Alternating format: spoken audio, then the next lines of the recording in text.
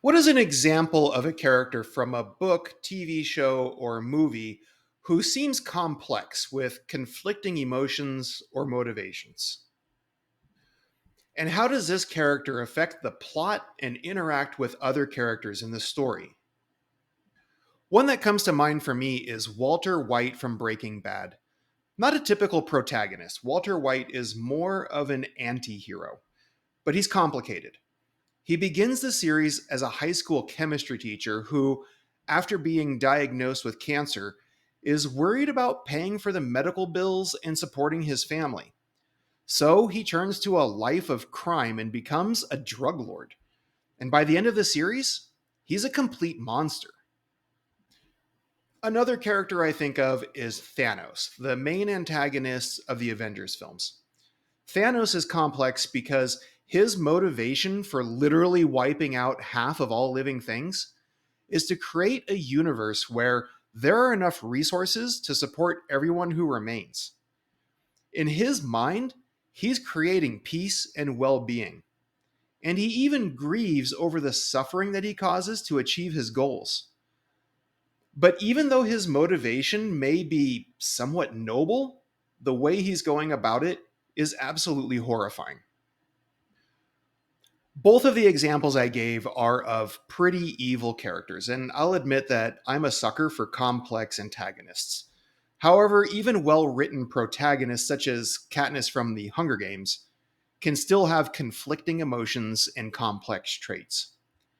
As far as how these characters affect the plot of the story and interact with other characters, I think it's fair to say that they drive the plot forward. One filmmaker said that the main characters are the story. And that makes a lot of sense. It's the characters who we connect with and relate to. And characters who are complex and well rounded are more relatable and believable. Our learning objective for this skill lesson is to analyze how complex characters develop and interact in Franz Kafka's The Refusal. Here are your tasks for this assignment.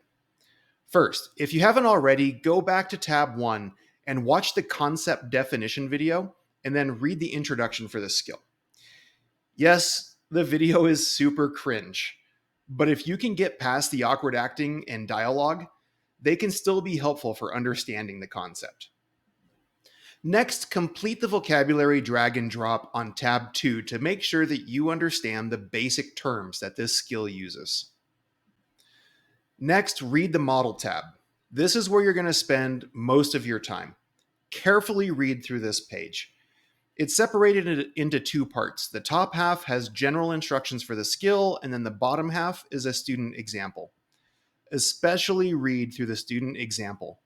Pay attention to how the student annotated the text and the comments that she made.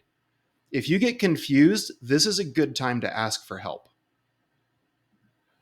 Finally, when you feel confident that you understand the skill, complete the short quiz on the Your Turn tab and check your results. Although this quiz won't affect your grade, I'd recommend not skipping past it.